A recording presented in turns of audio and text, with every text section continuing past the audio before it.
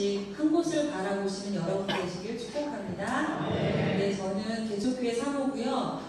시인이면서 소설가입니다. 이제 인터넷에 저의 시들이 좀 돌아다니는 것들이 있는데요. 어떤 독자가 저한테 그렇게 평가를 해주시더라고요. 달리는 야생마 같다고. 그러면서 시에서 흙냄새가 난다고 얘기를 해주는 거예요. 저는 그 표현이 너무 좋았습니다. 제가 이제 김유도 권사님하고 이제 친언니 같은 저한테는 언니인데요. 언니를 처음 만난 것이 고등학교 때였어요. 그런데 저는 그 장면을 지금도 잊을 수가 없어요. 우리 이제 언니가 학생 회장이었거든요. 근데 아침 자습 시간이 되면 자습 지도를 나와요. 그러면 저희 교실이 되게 시끄러운 교실이었어요. 굉장히 떠든 아이들이 많았었는데 이제 막 자습 시간에 애들 공부는 안 하고 우당탕탕 하면서 시끄럽게 떠들거든요. 근데 저쪽 골목 끝에서 복도 끝에서 유득연이가 딱 지나가요. 그러면 그 창가의 그림자만 봐도 우리 아이들 학생들이 우리 반 애들이 우당탕탕 하고 자리에 앉아요. 그러면서 공부하는 척해요. 그런 걸 보면서 아니 웬 카리스마가 저렇게 넘쳐나지? 그래서 제가 그때 이제 언니를 처음 만났을 때 유심히 보기 시작했었거든요. 이제 그러면서 언니가 저를 폴해서 제가 이제 같이 이제 금남교회를 다니게 되었었는데, 이제 지금의 얼굴에서 이제 조금 젊은 모습이 그때의 모습이에요. 변한 게 사실은 없는데 좀 살이 많이 쪘더라고요. 고등학교 때는요, 바람 불면 날아갈 뻔했어요. 정말 삐쩍 말라가지고 정말 허리가 얼마나 잘록한지 언니 이대로 괜찮아? 쓰러지지 않겠어? 할 정도로 너무 날씬했는데 지금 보니까 제가 너무 많이 살이 쪄가지고 언니 다른 사람 같아 제가 그랬거든요. 그런데 언니가 얼마 전에 저한테 자기가 권사직분을 받았다고 그렇게 얘기를 하는 거예요. 그래서 제가 너무 깜짝 놀랐어요. 아니 언니가 무슨 권사야 벌써 제가 그랬거든요. 근데 딱 뒤를 돌아보니까 고등학교 시절에서 지금까지 30년이 넘게 세월이 흘러버렸구나 그런 생각을 하면서 어머나 무슨 시간이 이렇게 빨리 흐르지? 저도 깜짝 놀란 거예요. 시편 39편 4절에 여호와여 나의 종말과 연한이 언제까지인지를 알게 하사 내가 나의 연약함을 알게 하소서. 주께서 나의 날을 한 뼘 길이만큼 되게 하시고 라는 구절이 나오거든요. 그러니까 우리 인생은 하나님이 보실 때 딱 한 뼘만 사랑한다고 볼 수가 있습니다. 이렇게 한 뼘만 사랑하는 우리의 인생인데 우리 오늘 하루를 어떻게 살았는지 하나님 앞에 우리의 시간들을 돌아볼 필요가 있다고 저는 생각을 합니다. 그래서요, 우리가 살아가는 이 하루하루를 가지고 하나님은 영원한 시간으로 환산해서 영원한 나라에서 우리가 살게 된다는 사실이에요. 그러면 우리가 뜻없이 보내는 이 하루가 하나님 앞에 얼마나 귀한지를 알겠죠. 저는 이 손바닥만큼 살아가는 인생이라는 이 마음에 항상 이렇게 생각을 하면서 내가 오늘 하루를 헛되이 보내지 말아야겠다라는 생각을 했습니다. 제가요, 이제 가끔 청탁을 받는데, 청탁을 받고 이제 글을 딱 발표를 하잖아요. 그럼 가장 기쁜 일이, 뭐냐면, 저의 글을 쓸 때 내가 이 글을 왜 썼는지, 이 글을 쓴 의도와 그 마음의, 작가의 마음을 알아준다면, 그것만큼 그거를 깨달아줄 때 너무너무 기쁜 거예요. 그런 독자를 만나면 너무 기분이 좋더라고요. 바꿔 말한다면, 하나님께서 우리에게 고난을 허락하시고 우리에게 우리의 인생을 허락하신 그 하나님의 의도를 알 수만 있다면 우리의 인생은 더욱더 기름지고 하나님 앞에 더욱더 행복하게 살아갈 수 있지 않을까 그런 생각을 했습니다. 저는요 어렸을 때부터 존재에 대한 고민을 많이 했어요. 나는 누구지? 나는 왜 여기에 살고 있지? 나는 왜 믿지 않는 엄마 아빠 밑에서 태어났을까? 내가 집사님의 엄마 아빠를 둔 딸로 태어났으면 얼마나 행복했을까? 더군다나 목사님을 아버지로 둔 딸로 태어났으면 나는 로또 맞았을 텐데 그런 생각을 하면서 저는 어린 시절을 살아왔거든요. 그러면서 왜 하나님이 나를 믿지 않는 이 불교 집안에서 태어나게 하셨는지 그 이유가 너무너무 궁금했어요. 그러던 어느 날 이제 제가 아이를 낳고 막내 아이가 아들만 셋인데요. 그렇게 안 생겼죠. 아들만 셋인데 막내 아들이 한 8살 때쯤인가 학교를 갔다 오더니 막 저한테 급하게 질문을 하는 거예요. 엄마 왜 나는 여기에 태어났어? 하고 묻더라고요. 느닷없이. 그래서 왜 엄마가 많이 장난감도 많이 못 사줘서 너 서운했구나 미안해 엄마가 좀 아직 어려워서 그래 이렇게 얘기했어요. 그랬더니 엄마 그런 뜻이 아니고 내가 저 미국의 정원이 넓은 그런 곳에서 그 백인의 부모 밑에서 나도 태어날 수 있지 않았을까? 나는 꼭 왜 여기에 태어나야만 했을까? 이런 질문을 하는 거예요. 이쪽 조그만 놈이 얘가 지금 존재에 대한 질문을 하고 있구나. 제가 그 생각을 하면서 정말 깜짝 놀랐거든요. 그런데 저는 늘 이렇게 존재에 대한 질문을 하나님께 질문하면서 살았어요. 하나님, 우리의 존재가 과연 어떤 질문에 답을 주십니까? 나는 그 존재에 대한 답을 알고 싶어요, 하나님. 이렇게 이야기를 하는데 어느 날이었어요. 저희가 개척교회 석관동에서 이제 처음에 개척을 했었는데 그 상가를 얻어가지고 이렇게 칸막이를 해서 방 조그만 두 칸에 5식구가 살았어요. 너무너무 힘들게 살았거든요.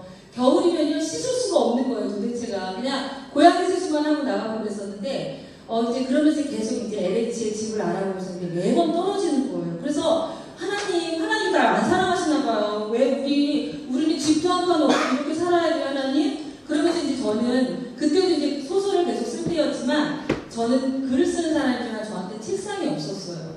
책상이 없어서 그냥 교회 앞자리에서 이렇게 저기 강대상 밑에서 이제 여기서 글을 쓰곤 했었는데 그날 이제 겨울이라서 추워서 도서관을 가고 있었어요. 가는데 눈발이 이렇게 막 날리더라고요. 저는 마음에 이미 실망을 많이 하고 있었기 때문에 하나님 앞에 좀 섭섭했어요. 그런데 갑자기 이렇게 눈발을 날리는데 제가 손을 뻗어서 눈을 이렇게 받았어요. 그랬더니 그 눈발이 이렇게 스르르 녹아서 사라지는 거예요. 눈높도 사라져버리더라고요. 그 순간에 제가 반짝하고 깨달음이 왔어요. 아, 이거구나. 그래서 저의 시에 돌고지라는 시가 있거든요. 인터넷에 나오는데요. 이 시의 돌고지라는 이름은 그 석관동 마을 이름이 돌고지예요. 돌이 굴러서 이곳에 와서 꽂혀서 마을의 이름이 되어서 돌고지거든요. 그래서 저의 시에 이 뒷부분에 이렇게 기록을 했습니다. 이 세상은 어쩌면 제발로 온 것이 아니라 보내진 존재라는 걸. 돌이 이곳에 꽂혀 마을의 이름이 된 것처럼 눈발처럼 날리던 우리가 하늘이 정해진 구역으로 내려와 하얀 발자국 하나 남기다가 눈 녹듯 사라지는 것이라고. 그래서 이제 어느 신문에도 제 시가 발표가 됐었는데요. 저는 존재에 대한 깨달음을 얻었어요. 아, 저 눈송이가 지금 어디서 내려오지? 아, 하나님이 정해진 구역으로 내려와서 이렇게 쌓여가고 있구나. 우리도 하나님이 정해진 구역, 이 중국 땅에 와서 하나님이 정해진 어떤 뜻에 의해서 이곳에서 살고 있구나. 여러분 깨달으시길 축복합니다. 하나님의 정말 구역에 어떤 뜻이 있거든요. 그래서 우리가 거룩한 주님의 마음으로 살다가 거룩한 발자국 하나 남기다가 주님 부르시는 그날 나의 세상에 살면서의 어떤 눈물과 고통과 이 모든 것이 주님의 품에 안길 때 눈 녹듯 사라져버리는 그 고통의 눈물이 눈 녹듯 사라지는 것이 바로 우리의 인생이구나. 그런 인생의 의미에 대한 답을 제가 존재에 대한 답을 얻었습니다. 시편 119편 75절에 보면 주께서 우리에게 고난을 허락하신 것은 주님이 성실하시기 때문입니다 라는 구절이 나와요. 이 구절을 보면서 많이 울었어요. 아, 하나님이 왜 나한테 고난을 허락하셨을까? 왜 나를 이렇게 내 인생을 눈물 마를 날이 없게 만드셨을까? 늘 하고 기도하면서 울부짖었는데 알고 봤더니 그게 하나님이 우리에 대해서 너무나도 성실하시기 때문이라는 사실입니다. 저와 여러분을 가르쳐주기 위해서 말씀의 규례대로 우리를 인도하시기 위한 하나님의 놀라운 섭리가 있다는 사실이에요. 그래서 우리는 고난이 아니면 사실 하나님의 윤례를 알 수 없고 하나님의 마음도 우리가 알 수가 없기 때문입니다. 제가요, 이제 그레이 신드롬은 이거 시간상에서 넘어가고요. 그레이 신드롬을 썼는데요. 이제 이건 목적 소설이에요. 동성애를 알리고 이슬람을 알리는 건데 우리나라가 이제 동성애 차별금지법이 곧 통과될 위기에 있습니다. 그러면서 이제 이 동성애 차별금지법이 왜 무섭냐면요. 여러분 다 아시기 때문에 간단하게 설명하면 종교를 차별하지 말아라는 독소 조항이 있어요. 그래서 우리가 복음을 전하거나 예수 믿으세요 이렇게 말하는 순간 그것은 불법이 되고 성경도 불법이 됩니다. 왜 너네만 구원이 있어? 너 왜 차별하지 마? 그래서 우리가 형사처벌을 받거나 벌금을 물을 수 있는 것이 바로 이 동성애 차별금지법이기 때문에 차별금지법이 통과되면요 저희 교회에서 이렇게 와서 마땅히 예배 드려야 될 이런 공간도 사실은 허락되지 않는 줄로 믿습니다. 그래서요 동성애가 법이 통과되지 않도록 우리는 정말 기도해야 되고 영국이 그래서 무너졌거든요. 영국이 차별금지법이 통과된 이후에 이슬람이 대문을 열고 들어왔어요. 왜? 이 독소조항, 너네 종교를 차별하면 안 된다라는 독소조항을 가지고 이슬람이 대문을 열고 쓰나미처럼 몰려들어와서 영국이 이슬람화 돼버렸습니다. 우리도요 이 차별금지법이 통과되면요 이슬람이 칼을 들고 걔네들이 전도해도 막을 수가 없는 시대가 와버려요. 그래서 제가 이제 이런 그레이 신드롬을 알리기 위해서 소설을 썼는데, 이 동성애는요, 문제점이 있는데 난잡한 성관계에 있어요. 그러니까 이 동성애가 이 땅에, 이 지구상에 판을 친다라는 것은 주님이 곧 오실 때가 가까웠다라는 증거이고 마지막 시대가 되었다라는 어떤 증거이기도 합니다. 그래서요, 이 동성애는요, 동성애법은 우리나라나 영국뿐만 아니라 미국도 통과됐잖아요. 전 세계적인 물결이에요. 그래서 새 세계 정부의 어떤 어젠더이기도 하기 때문에 동성애법은 어쩌면 거의 통과될 그런 확률이 높습니다. 그런데요, 이 동성애는요, 난잡한 성관계가 문제인데, 동성애자의 75%가 평생을 100명 이상과 항공 관계를 맺는다고 합니다. 그러면 15%는요, 500명에서 1000명 정도의 그런 파트너와 바꿔가면서 생활을 한다고 해요. 그러니까 그 학문이 남아나겠습니까? 이렇게 자기가 이렇게 동성애를 하다 보면 당연히 에이즈에 걸리게 되었거든요. 그러면 에이즈에 걸리면 이제 나는 죽는구나 생각하고 멈춰야 되잖아요. 근데 멈출 수가 없어요. 왜 그런 줄 아세요? 성이 중독이기 때문입니다.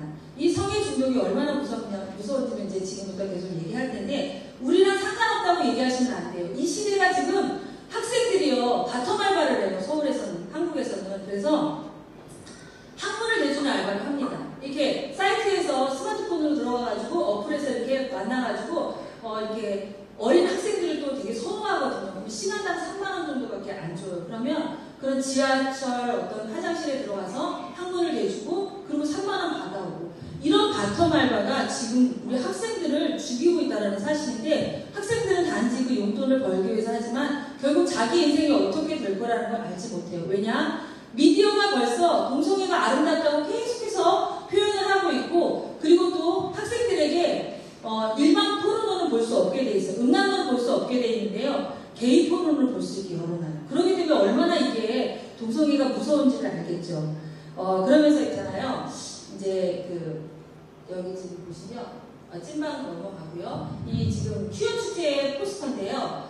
그 퀴어 축제 저 칼이 지금 어디를 향하고 있습니까? 십자가와 가정을 향하고 있거든요. 결국은 동성애법이 뭐냐면 교회를 죽이는 게 동성애법이에요. 그리고 가정을 파괴하는 것이 이들의 목적인데, 포스터에 보십시오. 마르크시즘이 되어 있습니다. 공산주의 이념을 가지고 이 사람들이 이렇게 차별금지법을 통과시키도록 하고 있다는 사실이에요. 동성애는요, 이렇게 무서운 질병을 많이 일으켜요. 그래서 하루에 16번 이상 대변을 묻기 때문에 남자들은 어른이 되어서도 기저귀를 차고 있어야 돼요. 그러면 기저귀를 차는 사람들은 퇴물이라고 자기네들끼리도 싫어하거든요. 그래서 비참하게 이렇게 인생을 마감하는 것이 바로 동성애를 하다가 에이즈에 걸린 사람들의 말로입니다. 그러면 동성애자의 74% 정도가 자살 충동을 느낀대요. 그 중에서 실제로 자살하는 퍼센테이지는 굉장히 높아요. 50% 정도가 된다고 합니다. 그러니까 살 수가 있겠어요, 여러분? 이러한 징그러운 상태의 병을 가지고 대변을 하루에 16번 보면서 어떻게 살 수가 있겠어요? 그러함에도 불구하고 죽을 때까지 이 항공 관계를 놓지 못해요. 왜? 중독이니까. 자, 보시면요, 저희 중독에 대해서 잠깐 강의를 할 텐데요. 이 중독은요, 그러니까 소돔성에서 소돔을 영어로 하면 소도마이트라는 뜻은 동성연애자라는 뜻을 가지고 있거든요. 그렇다면 그것이 뭐냐? 소돔성이 동성연애로 멸망했다라는 것을 보여주고 있는 게 바로 소돔이에요. 그러면 이제는 이 전 세계가 동성애로 다 물들어가고 있고, 많은 사람들이 이렇게 비참한 인생을 살아가는 것은 곧 주님이 오신다는 그러한 사인이기도 하거든요. 그러면 중독에 대한 어원을 우리가 좀 알아볼 필요가 있는데, 여기서 말하는, 우리는 사실 포르노 중독이라든지 이런 어떤 게이 이런 한국 성관계 중독 이런 없어요. 그렇지만 우리에게는 어떤 또 다른 중독들이 있습니다. 인터넷 게임 중독이라든지 스마트폰 중독이라든지 쇼핑 중독이라든지 이런 여러 가지들이 있는데, 중독의 우리가 어원을 알 필요가 있어요. 자, 중독의 어원을 보면 라틴어에서 기원했는데, 무언가의 노예가 된 사람, 내 영혼의 소유를 결국 말한다면 다른 곳에 빼앗긴 것을 말하고 있습니다.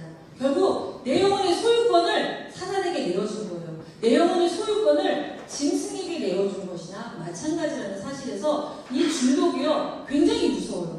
나는 중독하고 아무 상관이 없어 말씀을 하시지만 잘 생각해 보세요. 내가 하나님보다 더 사랑하는 것, 내가 하나님보다 오늘 아침 말씀에서 말씀하셨잖아요. 하나님보다 더 사랑하는 것이 있으면 안 된다. 그것이 1계명이잖아요. 그 1계명을 우리가 지키지 못한다면요, 우리 마음으로 이미 뭔가 세상에 중독되어 살아가고 있다는 사실을 말할 수가 있습니다. 중독이 왜 무섭냐면요, 뭔가에 중독이 되잖아요. 그러면 우리의 영혼을 담당하는 그 뇌 구조가 바로 이 전전두엽이에요. 전두엽보다 더 앞에 있는 이마에 위치하고 있는 이 전전두엽이 얇아져요. 그리고 그 기능을 상실해버려요. 이 전전두엽이 얼마나 중요하냐면 의학 박사들이 이거 보고하기를 여기에 영혼의 창고다. 내 영혼의 보화가 이 전전두엽에 들어있다라고 말할 정도로 전전두엽은 너무너무 우리 인간의 총지휘의 어떤 책임자 역할을 감당하고 내 영혼이 어느 길로 가느냐를 지시하는 것이 바로 이 이마에 있는 전전두엽이라는 사실입니다. 그래서 동물은 전전두엽이 없어요. 오로지 인간에게만 있는 특권이 바로 이 전전두엽이거든요. 그래서 보시면 우리가 이제 스마트폰에 이렇게 막 중독이 되잖아요. 근데 참 신기한 일이 있어요. 이 스마트폰을 개발한 사람, 그 다음에 애플사 CEO, 그 다음에 컴퓨터를 개발한 그 CEO들은요, 자기 자녀들한테 대학에 들어갈 때까지 절대로 내가 스마트폰이나 컴퓨터를 주지 않아요. 그것들이 없는 세상에서 자기들끼리만 교육을 합니다. 이것이 바로 발도르프 교육이에요. 여기에는 칠판과 이런 PPT도 없고요. 오로지 도서관 책, 발표하고 생각하고 자연을 느끼고 상상하고 이런 어떤 토론하고 이런 게 전부예요. 그런데 이 발도르프 교육을 나온 그 모든 학생들의 95%가 세계의 명문대학을 진학한다고 합니다. 우리는 여기서 잘 생각해 봐야 돼요. 우리는 아들을 사랑해서 자녀들을 사랑해서 어릴 때부터 스마트폰을 쥐어주거든요. 이거는 너는 너 영혼이 망가지라고 주는 것과 똑같다라는 거예요. 아니 이걸 만든 사람은 절대로 이것이 없는 세상에서 교육을 시킨대요. 여러분 우리 한 번쯤 생각해 봐야 될 필요가 있다라고 저는 생각합니다. 이 미국에 테디 번디라는 그 살인마가 있는데 37명의 여자를 강간하고 잔인하게 죽인 사람이에요. 근데 이 사람이 사형장에 이슬로 가기 전에 마지막 고백문이 되게 유명합니다. 자, 이 사람은요 포르노 중독자였어요. 그러니까 이제 이런 어떤 연쇄살인범 유영철이라든지 이런 사람들은요 공통점이 있어요. 바로 포르노 중독자예요. 그리고 공포물 중독자입니다. 그 컴퓨터 안에는요 공포물이 수천 점이 들어있고 그 다음에 음란물 포르노가 수천 점이 보유하고 있어요. 그렇기 때문에 이 테디 번디가 이렇게 고백을 했어요.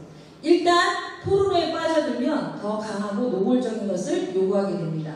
그리고 어느 지점에 이르면 실제 뭔가 행동을 해보고 싶어지고 포르노에서 본 것보다 더 큰 만족을 향해서 미친 듯이 달려가는 것이 바로 포르노라고 이렇게 정의를 내렸는데 이 사람이 너무 의학적으로 정의를 잘 내렸어요. 그리고 사형장에 있으로 사라졌습니다. 자, 이게 포르노에 어떤 중독되거나 인터넷 게임에 중독되는데 특히 요즘 아이들이 많이 하는 것 중에 하나가 그 살인 게임이라는 게 있어요. 저도 안 해봐서 모르는데 사람을 죽여가지고 시신을 훼손해서 이런 하는 게임들이 있더라고요. 그런데 어떤 학생이 이 시신을 훼손하는 게임에 중독되다가 막 게임을 하고 있다가 갑자기 느닷없이 일어나서 부엌으로 가서 칼을 가져와서 누나방에 들어가서 자고 있는 누나를 수십 군데를 찔렀다고 합니다. 이게 뭐냐면요 현실과 사이버를 구분하지 못하는 뇌의 특성 때문에 그래요. 우리의 뇌는요 너무너무 단순해서 이게 현실인지 사이버 세계인지를 구분을 못해요. 그냥 보는 것마다 그것을 다 현실로 받아들인다는 사실이 문제입니다. 마태복음에 보면요 음욕을 품고 여인을 보는 자마다 이미 마음에 간음했다고 예수님이 말씀하시거든요. 저는 이게 이해가 안 됐어요. 아니 주님 행동을 해야 죄죠. 왜 마음으로 품기만 했는데도 죄가 됩니까? 그런데 이게 의학적으로 규명이 되는 거예요. 뭐냐면요 우리의 뇌는요 현실과 사이버 세계를 구분하지 못해요. 이 학생이 시신을 훼손하는 게임을 하면요 물론 화면으로만 보거든요. 화면으로만 보는데도 나의 뇌는 이것을 현실로 받아들인다는 사실이에요. 그래서 얘가 칼을 들고 누나를 찌를 수밖에 없었던 게 현실과 사이버 세계를 구분하지 못해서 그렇습니다. 그래서 이제 어떤 남자가 이제 지나가는 섹시한 여자를 보고 저 여자랑 하룻밤 자고 싶어 침을 질질 흘렸거든요. 행동하지 않았어요. 그럼에도 불구하고 예수님은 그것을 죄라고 말씀하신 것은 이미 생각으로 가득 차 있기 때문에 그것이 뇌에서는 저 여자랑 자고 있네 라고 인식을 하기 때문에 그 여자랑 그 여자한테 찝적대기가 너무너무 쉬워진다는 사실이죠. 그래서 우리가 이렇게 이렇게 어떤 화면으로 무엇을 보느냐, 무엇을 읽느냐에 따라 나의 영혼의 질이 결정된다라는 사실입니다. 그래서요, 우리가 보는 것을 함부로 봐서는 안 돼요. 히틀러가 뭐라고 말했냐면 거짓말을 1000번 진리가 된다, 이렇게 말했어요. 남자들 사이, 세상 남자들 사이에서는 그래요. 야, 남자들이 포르노는 좀 정기적으로 봐줘야 돼, 이렇게 말하는 사람들이 있거든요. 그런데 이런 거짓, 이런 교사에 절대 우리가 놀아나면 안 돼요. 사단은요, 이런 식으로 유혹을 하거든요. 옛날에 사단은요, 예수를 못 믿게 막 핍박했어요. 지금은요, 절대 핍박하지 않아요. 얼마든지 교회 가라 그래요. 그런데 1계명을 어기게 해요. 하나님보다 더 사랑하는 것이 있게 만들어요. 뭐가에 중독된다든지 스마트폰이라든지 그 어떤 거에 중독되도록 우리를 이끈다는 사실이 문제라는 것입니다. 그래서 이 시간 중독에 대해서 알아볼 텐데요. 이 전전주역이 너무너무 중요해요.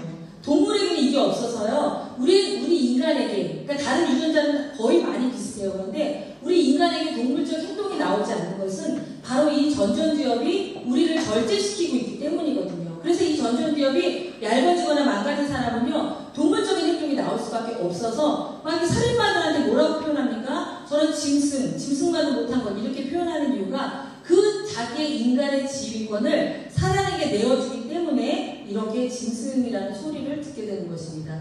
그래서 전전두엽의 오른쪽은요, 창의성이나 뭐 이런 영적인 것을 담당하고, 왼쪽은요, 인간관계라든지 논리적인 그러한 것을 담당하게 됩니다. 그래서 우리가 만약에 어떤 거에 중독돼서 무언가에 계속 이렇게 빠져들잖아요. 그러면 하나님과 사이가 멀어지고 이 뇌가 변형을 이루어요. 포르노를 많이 보고, 예를 들어서 포르노를 많이 보면 뇌가 포르노에 대한 회로를 형성해버려서 그 사람을 그 포르노다운 행동으로 나오게끔 이끌어버린다는 사실이 문제예요. 그래서 예전에 우리 한국에서 어떤 야구선수가 대낮에 음란한 행위를 하다, 차 안에서 음란한 행위를 하다 걸렸거든요. 이 사람 왜 그래요? 음란물에 중독돼서 그래요. 보는 게 그게 계속 봤더니 대낮에도 자기가 공인임에도 불구하고 이러한 행동이 서슴지 않고 나온다는 사실이 문제라는 거예요.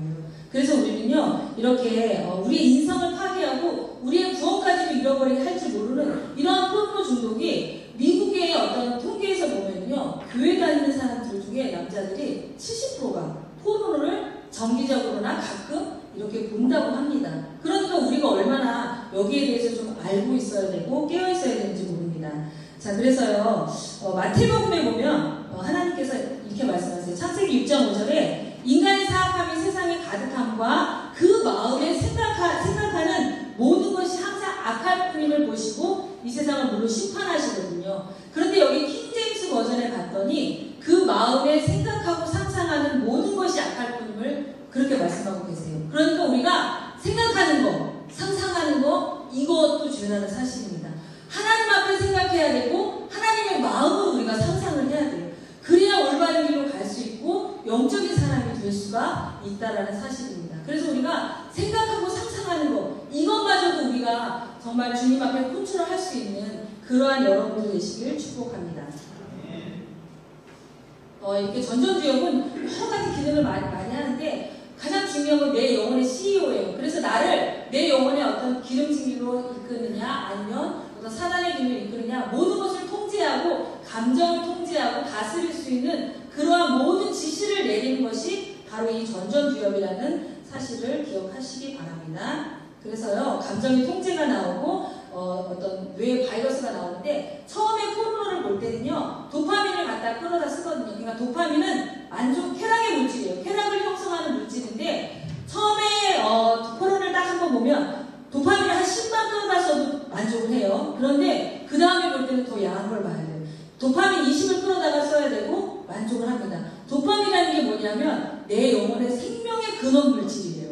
우리 생명의 근원 물질, 하나님이 주신 이거는 제한적이거든요. 늘 펑펑펑 쏟아지는 게 아니에요. 그래서 나중에 도파민이 모질하고 다 써버리잖아요. 그러면 파킨슨병에 걸리거나 이걸 고갈되어서 결국은 내가 정말 소중한 일을 하고자 할 때, 영적인 일을 하고자 할 때는 도파민이 없어서 일어설 수가 없게 되는 것입니다. 그래서 도파민을 그 다음에는 40 끌어다 쓰고 50 끌어다 쓰고 70, 100 이런 식으로 도파민 홍수를 일어서 쾌락을 막 부채질하는 거예요. 그래서 우리가 이제 뭔가에 어떤 포르노에 중독되거나 이런 사람들을 보면 잠깐, 사람하고요. 마약에 중독된 뇌의 모습이 똑같다라는 사실이에요. 그러니까 포르노 중독된 사람은요. 이미 마약을 하고 있는 그 사람하고 똑같다라는 사실. 얼마나 무서운지 사단은요. 이 시대에서 이 포르노를 마구잡이로 뿌려서 우리를 병들게 하고 믿지 않는 그런 세상 사람들을 진짜 질질질 지옥으로 끌고 가는데 가장 손쉽게 쓰는 도구라고 보시면 됩니다.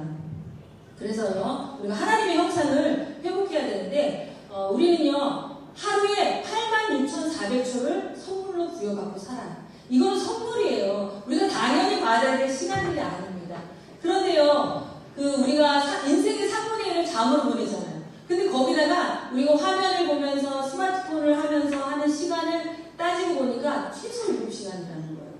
그렇다 보면요. 우리의 어떤 영적인 일을 위해서 투자할 시간은 몇 초나 될까요? 86,400초라고 여러분 생각하시지 마시고 86,400달러라고 생각해 보세요.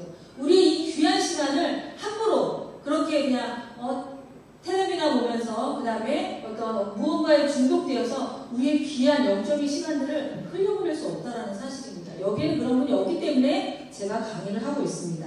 그래서요, 이렇게 망가진 전전주요. 우리가 이제 이렇게 전전기업이 계속 이렇게 망가지잖아요. 그런데 이것을 의학적으로는요, 약으로도 규명이 안 돼요.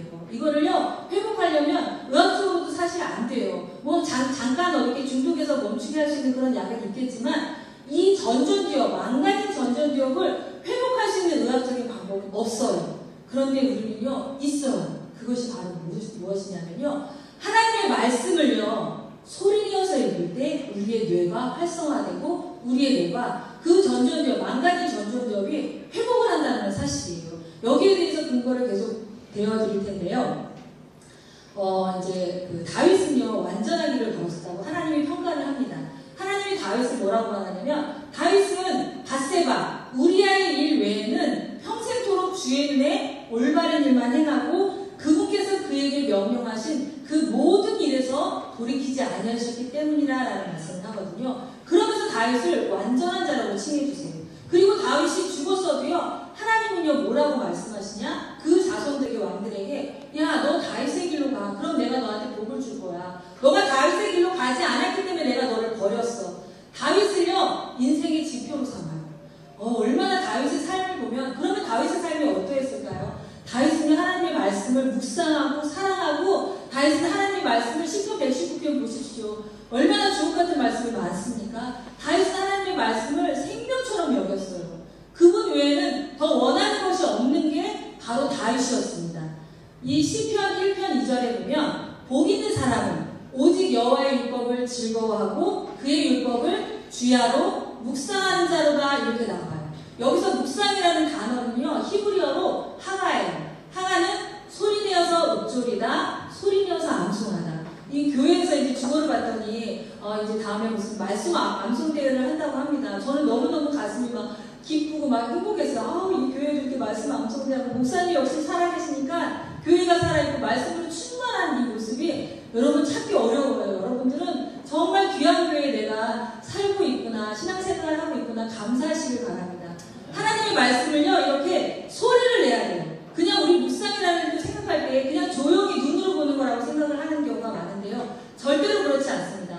하나님의 말씀을 소리내어서 읽을 때 이게요, 저는 소리내어서 기도하는 걸 여러분한테 말씀을 드리려고 하는데, 소리를 낼 때 나의 뇌가 이것을 듣고 나의 뇌가 이상하게 변화가 되고 말씀의 회로를 형성해서 삶을 변화시키는 그런 단계까지 나가는 것이 바로 말씀을 소리내서 읽는 거예요. 그래서 우리가 말씀의 씨앗을 이렇게 뿌리면 저랑 조그만 씨앗이 이렇게 자라서 싹이 나고 나중에는 무성한 백향목처럼 무성한 나무가 되는 것이 바로 말씀의 능력이고 말씀의 힘이거든요. 그래서요, 여러분 초식동물이 되새김질을 하잖아요. 그러면 자기가 먹었던 것을 5시간에서 8시간 되새김질을 한다고 합니다. 그러면요, 보세요. 되새김질을 할 때 가만히 있어야 되새김질이 됩니까? 턱을 움직여서 앙 하고 씹어야 이게 되새김질이 되거든요. 마찬가지로 우리가 하나님의 말씀을 되새김질을 해야 되는데, 그것은요, 소리를 내서 턱을 움직여서 소리를 내서 그것을 읽는 것도 정말 좋은데 그것을 자체를 그대로 하나님 기도해요 하고 올려드리면요, 이거만큼 더 좋은 기도가 없다라는 사실이에요. 가수가 자기의 노래를 발표하려면 수천 번을 부른다고 하잖아요. 그럼 대부분의 가수들은 자기의 가사대로 인생을 살아요. 우리가 하나님의 말씀을 씹고 또 되새김질하고 다시 또 생각하고 묵상하고 할 때 이 모든 우리의 삶을요 이끌어나가요. 그래서 그런즉 이제는 내가 산 것이 아니고 내 안에 그리스도께서 사신 것이다. 내가 살아가는 게 아니고요. 내 안에 예수님이 내 인생을 대신 나가주시는 게 이게 바로 말씀을 소리내서 읽는 그러한 그 파워고 능력이라는 사실입니다.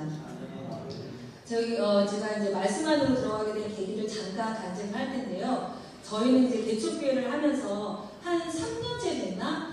그로기 상태가 온 거예요. 우리 남편 목사님도 이제 너무 몸이 힘들어서 수술을 앞두고 있었고, 저도 병원 신세를 지면서 교회가 굉장히 침체기에 들어갔어요. 교회 월세 임대료는 좀 내기도 어렵고, 여러 가지 성도들의 마음도 피폐하고, 그러니까 그런 어떤 피폐한 성도들의 표정을 보고 있는 이 목회자의 마음은 얼마나 찢어지는지 몰라요.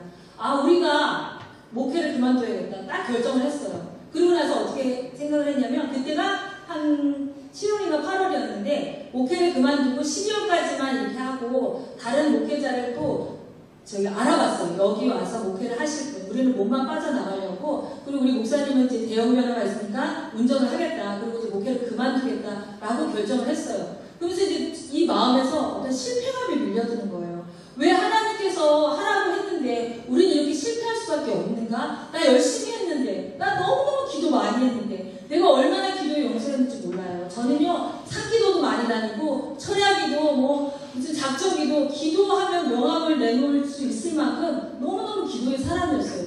그러함에도 불구하고 응답받지 못하는 부분이 있다는 사실을 알았어요.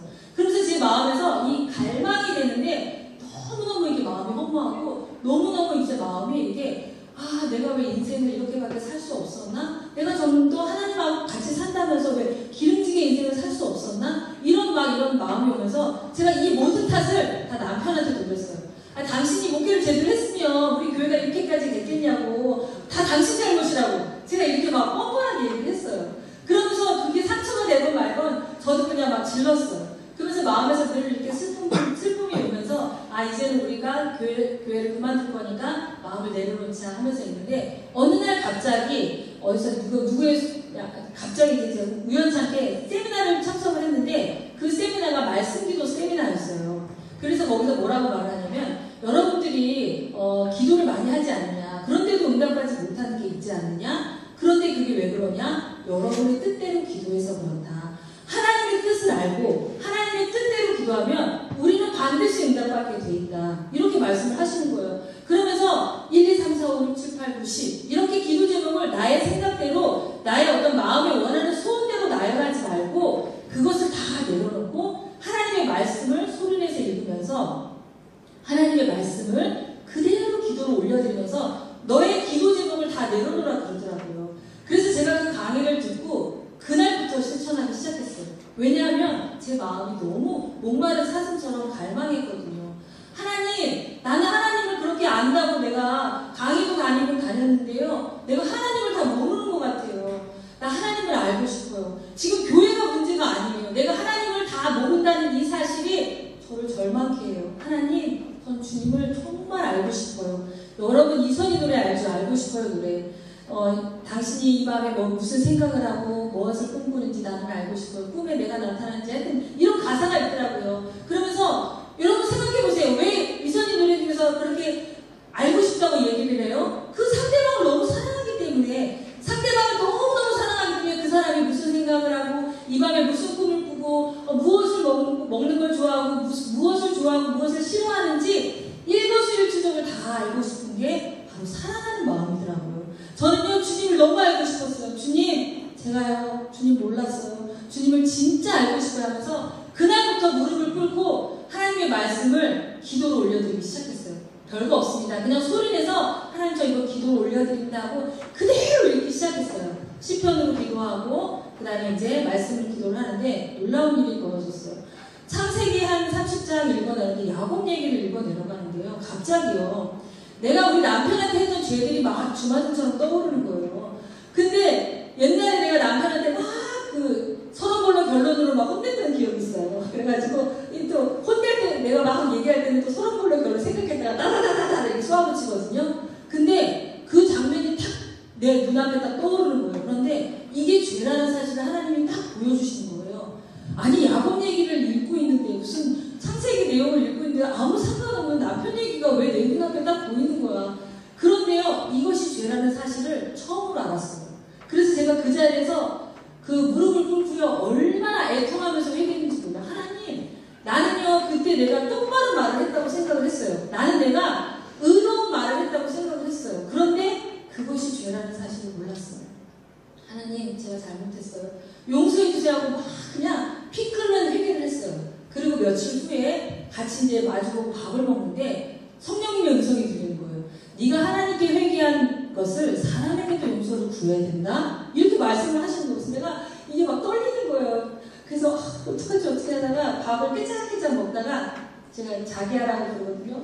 자기야 있잖아, 내가 옛날에 당신한테 이렇게 잘못했던 거 혹시 기억나? 하고 이렇게 코맹맹 소리로 물어봤어요. 그랬더니 우리 남편이 아유 기억나다 말다 이러는 거예요. 그래서 제가 근데 그때부터 막 눈물이 쏟아지기 시작하는데, 그런데 말이야 그게 죄라고 하나님이 나한테 가르쳐 주셨어. 내가 당신한테 이렇게 못되게 했던 행동이 나는 죄라는 사실을 몰랐어. 미안해, 내가 너무너무 잘못했어. 내가 미쳤나 봐. 그때는 내가 정말 미친년이었나 봐. 막 이러면서 저를 막 치면서 울었어요. 그랬더니 우리 남편이 밥 먹다 보면 이게 왜 날벼락이야 이런 표정으로 저를 멍치게 쳐다보더라고요. 그러면서 가만히 몇 초가 흐르기 시작했어요. 근데 남편이요 갑자기 저를 이렇게 꽉 안아주는 거예요. 그래서 나를 이렇게 토닥토닥 해주는데 그 순간에 있잖아요, 여리고성이 무너지는 게 느껴졌어요. 우리가 20여 년 동안 살아오면서 남편하고 나하고 싸웠던 순간들이 많잖아요. 그 순간들이 너무너무 후회되면서 내가 왜 그랬을까 하면서 이제 서로를 이렇게 안아주기 시작하는데, 그러면서 우리 남편이 그러더라고요. 야, 그거 말고 또 있는데 이러면서 또 회개할 거 없어? 이러는 거예요. 그래서 제가 아니야 일단 여기까지 회개했어. 다음에 또 회개할게 이러면서. 그런데 여러분 여리고성이 얼마나 얼마나 두껍습니까? 그 여리고성이 무너지는 게 가슴에서 느껴지는 거예요, 서로가. 그래서 그때는요 사랑만 하기로 했어요. 그래서 내가 20여 년 동안 당신하고 너무 알콩달콩 사랑하지 못한 게 내가 너무 한스러워. 내가 너무너무 후회스러워. 내가 왜 이런 좋은 남편을 못 알아봤을까? 내가 이런 좋은 남편, 이렇게 성실하고 이렇게 착하고 이렇게 마음이 여린 이 남편을 내가 왜 몰라봤을까? 하면서 그때부터 우리가 사랑하기 시작했어요. 이제야 진정으로 신혼 시절이 오게 된 거예요. 그래가지고 제가 별명을 지었어요. 저는 알콩이고요, 우리 남편은 달콩이라고 지었어요. 그래서 우리가 알콩달콩인데 제가 전화하면 달콩 어디야? 이렇게 물어봐요. 지금 목사님과 같이 있어 조용히 딱 이렇게 말을 하는데, 왜 그러면서 달콩이라고 지었더니 우리 남편이 몸집이 크고 좀 뚱뚱하거든요. 그랬더니 나는 달처럼 커서 달콩이야? 내가 달처럼 뚱뚱해? 이렇게 얘기를 하더라고요. 그러면서 이제 우리가 부부가 이렇게 서로 사랑하고 하나가 되고 나니까 갑자기요 우리 자녀들을 이렇게 같이서 이렇게 말씀 기도를 하기 시작했어요. 그래서 학교 끝나면 저희 넷이서 모여가지고 말씀 기도를 하는데, 아빠가 선창하고 우리 가족이 후창하면서 말씀을 하나님께 기도를 올려드렸어요. 그런데 한 2달이 지났는데 놀라운 일은 우리 둘째가 이제 한 4년, 5년 전에 교통사고가 나서 죽었다 살아났거든요. 그 아이는 거의 이제 죽었다고 말할 수 있을 정도로 중환자실에서 포기하라고 했었는데 하나님이 그 아이를 살려주셨거든요. 근데 그 아이가 교통사고 뇌출혈 뇌가 터졌는데 안에서 터졌어요. 그래서 이런 상황 속에서 아이가 퇴원을 했어도 정상적인 생활을 할 수가 없는 거예요. 맨날 누워만 있고 학교에 갔다 오면 그냥 정말 뻗어가지고 잠만 자서 먹지도 않고, 그런 아이를 보면서 쟤는 정말 어떻게 할 수 없는 이 부모 마음이 찢어졌었거든요. 근데 이 아이가 학교 갔다 오면 바로 성도 안에 앉아서 말씀을 이제 5장씩 2번을 읽게 했거든요. 그랬더니 그거를 자기가 성실하게 해내는 거예요, 혼자서. 그러더니 있잖아요, 몇 달이 딱 지나고 나니까 얼굴에서 있잖아요, 빛이 나기 시작하는데 광채가 쫙 비치는 거예요. 그래서 성도들이 야 수진아 너 무슨 화장 부셨어? 야 나도 알려줘, 왜 이렇게 얼굴이 빛이 나? 야 너 진짜 얼굴 장난 아니다, 이렇게 말할 정도로 아이가 달라지기 시작했습니다. 그래서 사실은 우리 아들이 인생을 포기했었거든요. 대학도 못 가고 이제 고등학교만 졸업하고 이렇게 그냥저냥 살아가려는 마음이었었는데, 엄마 나 공부하고 싶어. 내 꿈이 별을 관측하는 천문학자였잖아. 그래서 나 공부하고 싶어. 그러더니 6개월을 공부해서 대학을 들어갔어요. 그래서 이런 사실을 보면서 되게 감사했는데, 또 이제 교회 문제가 있었잖아요. 우리가 12월까지만 하면 교회를 못 닫기로 했는데 어느 순간에 1월이 지나가 버린 거예요. 그리고 내가 언제 교회를 그만두려고 했었지? 이런 마음조차도 뭔줄 아세요? 하나님이 우리 교회를 이끌어 가시는 걸 보게 됐어요. 내가 하는 게 아니었구나. 나는 진짜 하나님의 이름을 높여드리고 하나님의 말씀을 찬양하고 하나님의 말씀을 올려드렸더니 하나님이 이 교회를 이끌어 가시는구나. 이걸 깨달았어요. 아, 내 인생은 내가 사는 것이 아니라는 사실을 깨달았습니다. 그러면서 제가 이제 신명기를 읽다가요, 또 놀라운 어떤 인생의 터닝포인트를 맞이했어요. 말씀 기도를 창세기부터 쭉 순서대로 읽어 내려가는데 신명기 30장에서 제가 하나님께 계속 말을 했어요. 하나님, 저도요 이렇게 들어가도 복을 받고 나가도 복을 받고 싶지요. 그런데요, 솔직히 주님, 저는요 그렇게 말씀을 사랑하고 말씀을 이렇게 다 지킨다고 약속 못해요. 저 지금까지 인생을 실패 많이 했었고 하나님의 마음을 아프게 했기 때문에 내가 함부로 약속 못하겠어요. 주님, 저 못하겠어요. 이렇게 말을 했어요. 그런데 이 30장에서부터 제가 하나님의 이것을 목소리로 들리기 시작하는 그런 경험을 했습니다. 그 사무엘에게 하나님이 나타나실 때, 어린 사무엘에게 실로에서 나타나실 때 여호와의 말씀으로 자기를 나타내시니라, 이 구절이 있거든요. 하나님이 하나님의 말씀으로 저에게 나타나시기 시작했어요. 그러니까 이 말씀을 소리내서 읽는데 메아리로 하나님의 목소리로 다시 저한테 귀로 들려오기 시작하더라고요. 그래서 30장에 너는 돌아와라 다시, 그러면서 네가 하나님의 말씀을 청종하고 이렇게 행하면 내가 복을 줄 거야. 제가 못한다고 대답했다고 했잖아요. 그런데 말이야, 이게 너한테서 어려운 것도 아니야. 내가 어려워하는 줄 알고 이게 먼 것도 아니야. 이게 바다 밖에 있어서 뭐 하늘에 있어서 누군가 그 명령을 가지고 와서 너한테 전할 것도 아니라. 자, 14절을 함께 읽겠습니다. 시작. 그 말씀이 내게 와서 내 입에 있으며 내 마음에 있은즉 내가 이를 할 수 있느니라. 아멘. 오직 그 말씀이 내 입에 있고 내 마음에 있으면 네가 이를 행할 수 있는다. 이렇게 딱 제시를 해주시는 거예요. 제가 무슨 하나님의 목소리를 듣는데 막 눈물이 펑펑 쏟아지기 시작하는 거예요.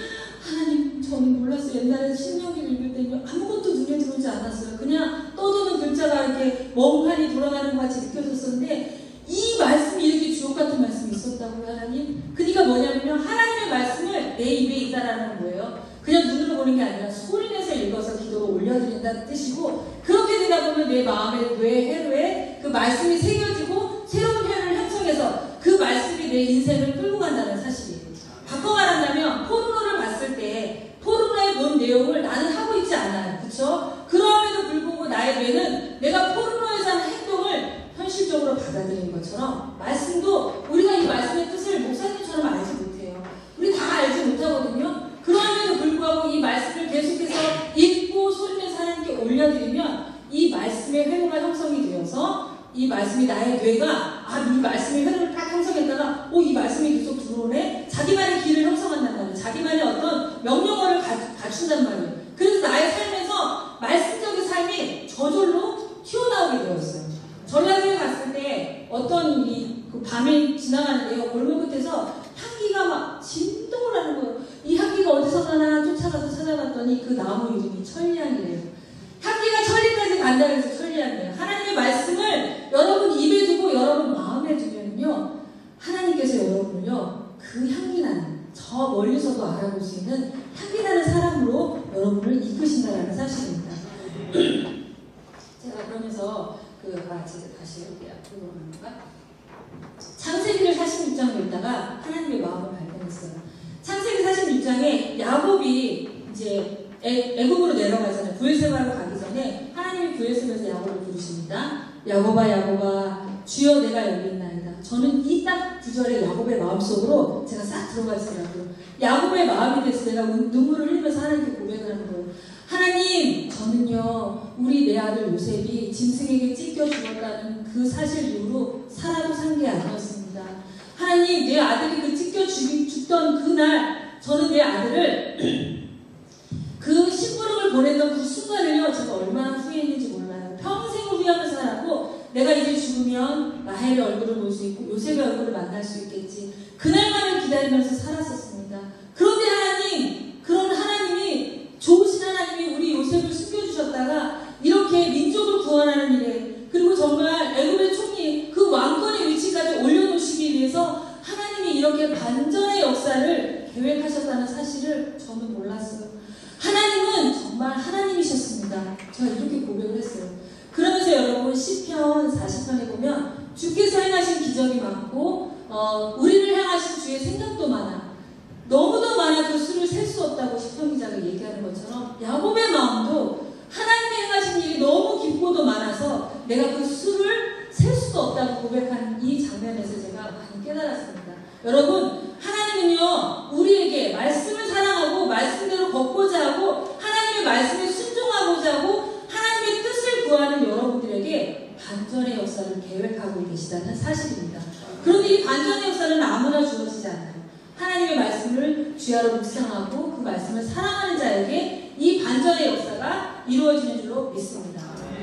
오늘 제목이 전지적 작가 시점이에요. 전지적 작가 시점의 뜻이 무엇입니까? 소설을 쓸 때 신의 눈으로, 그 작가가 신의 눈으로 모든 등장인물의 마음을 알아서 심리까지도 알아서 모든 것을 신의 눈으로 꿰뚫어서 그 소설을 써내려가는 거거든요. 그런데 여러분, 이 요셉이 왜 그렇게 형들에게 미움을 받아서 종으로 팔리고 그 다음에 그런 억울한 누명으로 감옥에 갈 수밖에 없었을까요? 하나님 앞에 요셉은요 주인공이라서 그래요. 저와 여러분이 이렇게 고난이 끊이지 않는 것, 어떤 눈물 젖은 강이 끊이지 않는 것은요 하나님 앞에 여러분들이 주인공의 시점을 가지고 있기 때문입니다. 제가 이제 요즘 무슨 추리소설을 써보려고 이렇게 막 뭐를 준비하다가 이 구절을 발견했어요. 제가 이 구절에 은혜를 받았어요. 보십시오. 쓰러진 주인공을 공격하여. 소설이 정말 베스트셀러가 되려면, 그리고 정말 잘 팔리는 소설이 되려면 쓰러진 주인공을 공격하고 힘든 상황으로 내몰아서 그 상황을 더 악화시켜보래요. 그리고 끝까지 더 파멸시킨 후에 크게 한 번 먹이고 또 한 번 더 공격하래요. 여러분 왜 그래요? 왜 이렇게 주인공이 정말 고난을 당합니까? 주인공이라서 그래요. 주인공이 아니면 이렇게 고난을 당할 필요가 없거든요. 우리는 저와 여러분 하나님 앞에 주인공이신 줄로 믿습니다. 그리고요, 우리는요, 이렇게, 하나님 앞에 정말 귀한 사람은요, 하나님이 형통함을 바로바로 허락하시지 않으세요. 늘 고난이 있고, 늘 억울함이 있고, 늘 누명을 쓰고, 이러한 인생을 살아갈 수밖에 없는 것이 바로 여러분이 주인공이라서 그렇다는 사실입니다. 자, 보십시오. 제가 1월 1일날 이 말씀을 읽다가 너무너무 감동을 받았어요. 제가 감동을 참 많이 받는데, 하나님 한 해를 어떻게 살아야 됩니까? 그랬더니 그날 읽은 말씀이 전 말씀이었어요. 네가 들어가서 차지할 땅은 애굽 땅과 같지 않다. 이 애굽 땅, 애굽의 세포를 가지고 우리는 살아가잖아요. 세상의 관념과 세상의 시스템 속에서 우리는 살아갈 수밖에 없어요. 그렇기 때문에 나만의 어떤 생각, 나만의 어떤 관념, 나만의 어떤 내가 생각하는 하나님의 어떤 것을 우상으로 두고 살아가는 모습이 많은데, 이제 그렇게 애굽에서 살아갈 때의 너의 모습은 네가 발을 경작해야 돼. 너가 물을 끌어다가 물을 줘야 돼. 그렇게 힘들게 인생을 살아가자면 하나님이 주시는 영적입니다. 하나님의 말씀 안에서 들어가는 이 땅은 그런 게 아니야. 하나님이 내려주신 빗물로 땅을 경작하고 때 되면 바람을 불어주시고 때 되면 햇빛을 주셔서 하나님이 우리 인생을 경작해 나가는 이러한 삶이, 그래서 연초부터 연말까지 여호와의 눈이 항상 그 위에 있는 것이 바로 그런 인생이라는 거, 말씀 안에 들어가서 사는 인생이라는 사실입니다.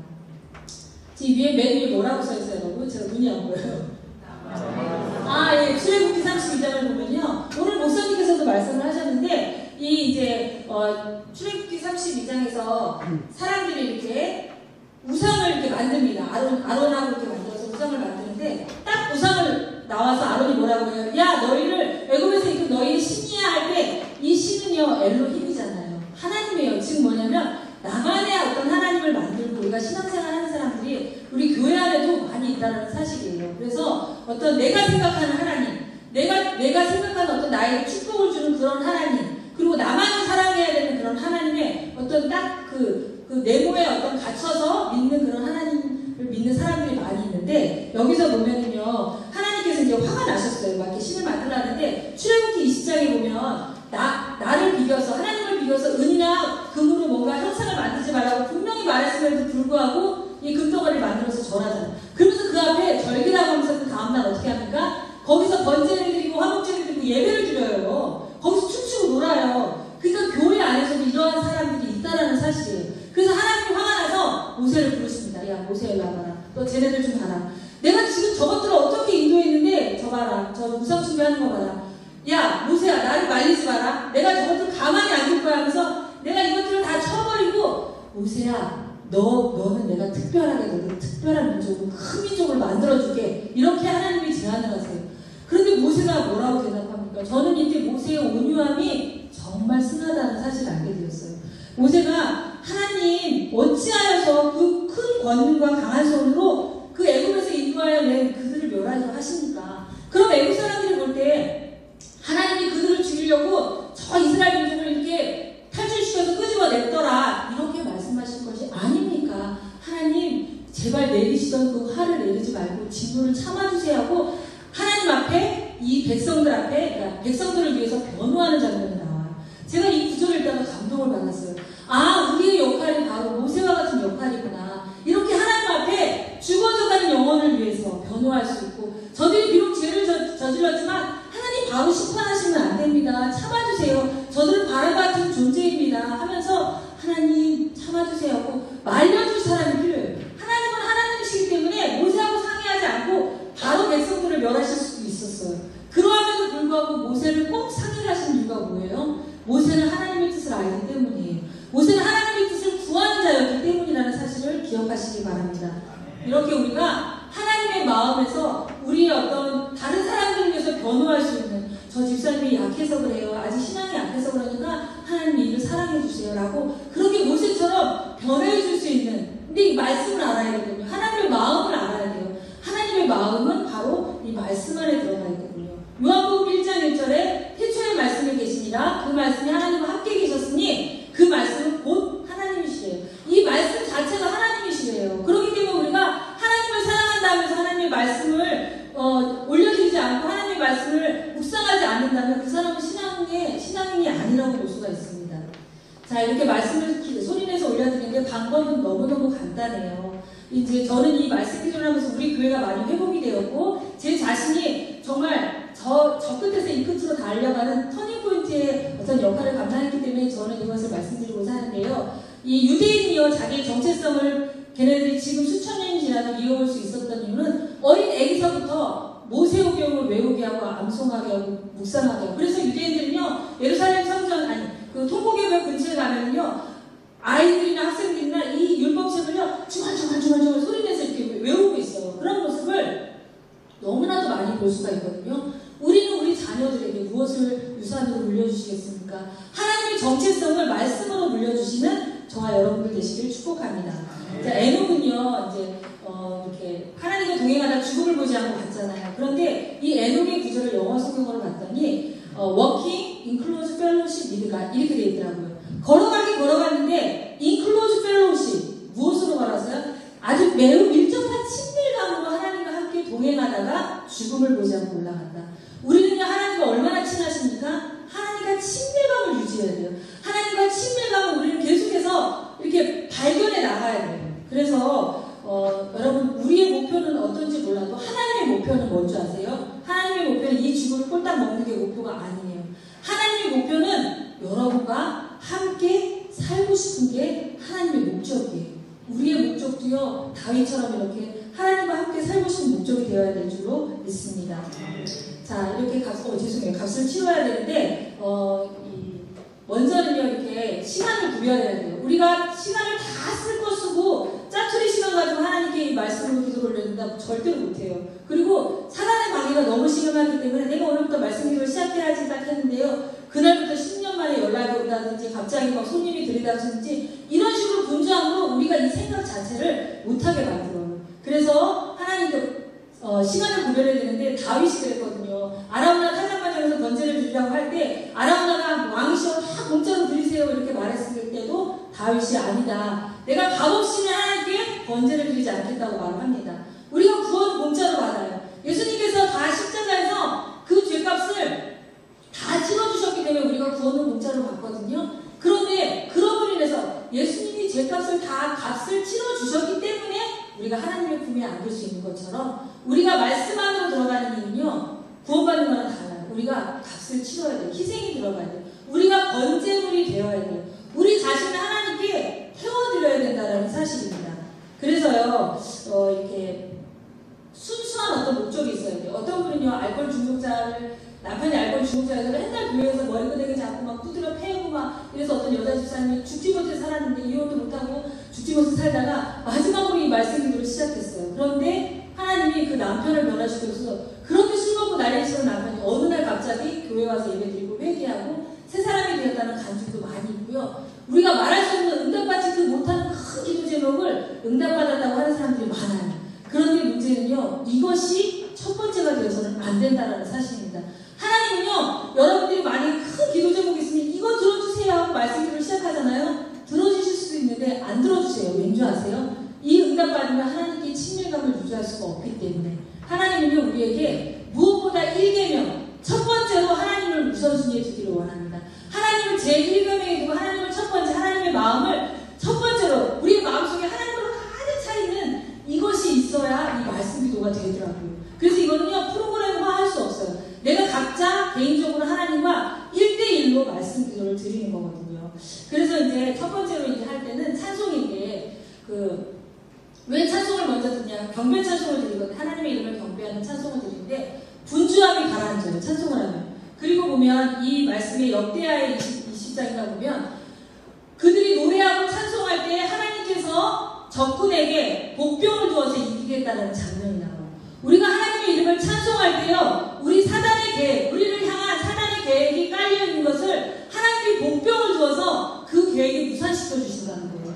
찬송은 이렇게 위대한 힘이 있어요. 그래서 먼저 하나님께 찬송을 올려드리고 그 다음에 시편으로 기도합니다. 시편은요, 완벽한 기도예요. 시편 132편, 저는 눈 뜨면 이거를 외우는데 132편을 보세요. 하나님의 행하신 일들을 찬양하는 건데, 이렇게 행하신 일들 속에서 우리가 어떤 기도 제목들 1, 2, 3, 4, 5, 6 모든 기도 제목을 포함하고 남는 게 바로 시편 기도거든요. 시편으로 이렇게 몇 번 기도하다가 본격적으로 본론이 뭐냐? 창세기부터 끝까지 하루에 10장씩 2번을 읽었어요, 저는. 근데 처음에는 힘드시면 5장씩 2번을 읽어도 좀 좋습니다. 태초에 하나님이 천지를 창조하시니라. 첫 번째 읽을 때는 내 마음의 기록이 돼요.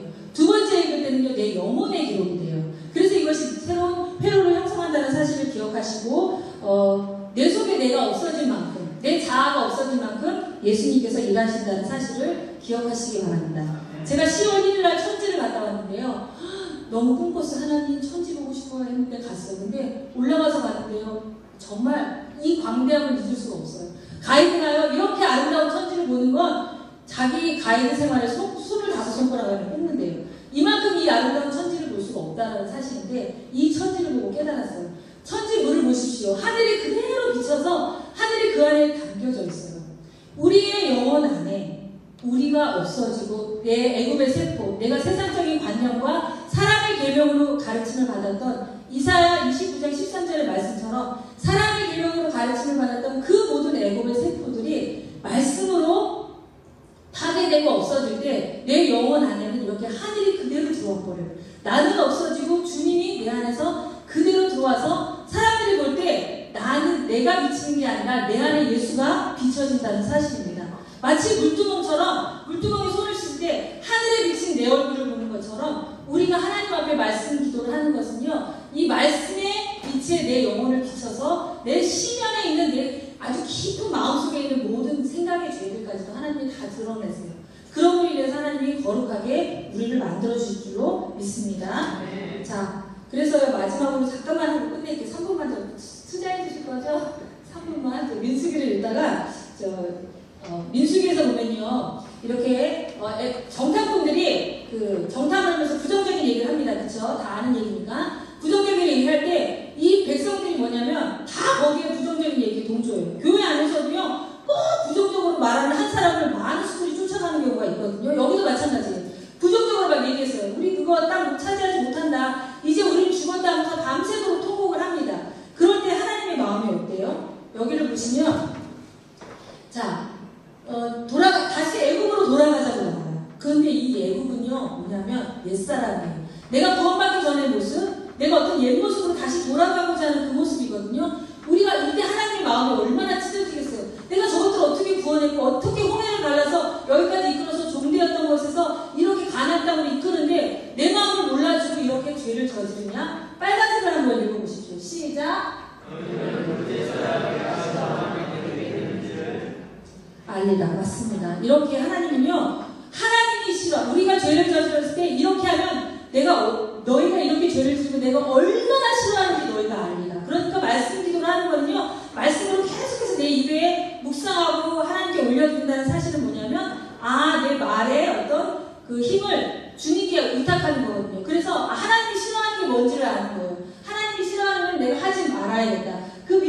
보십시오. 하나님이 맹세하신대요. 너희 말이 내 귀에 드는 대로 내가 시행하겠다. 이 말씀 잘 아시잖아요.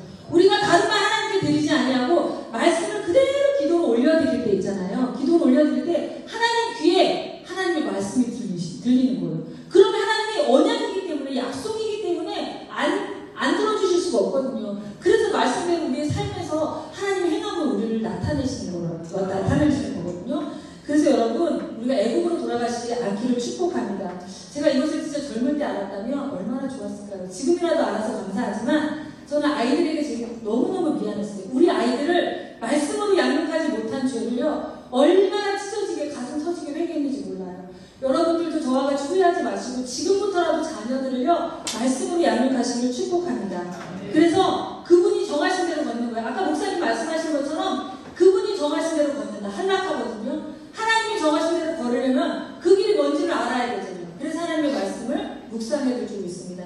다윗이 내가 무엇을 바라려 나의 소망은 주께 있나이다 했던 것처럼 여호와는 나의 목자신 내가 더 이상 원하는 것이 없습니다. 주님 한 분이면 나는 만족합니다. 그렇게 만족하는 마음으로 여러분 말씀을 읽어보세요. 먼저 그의 나라와 하나님의 뜻을 구하잖아요. 그럼 이 모든 것을 더하여 주실 거예요. 그래서 내조 갈렙은 다른 영과 다르다고 말해요.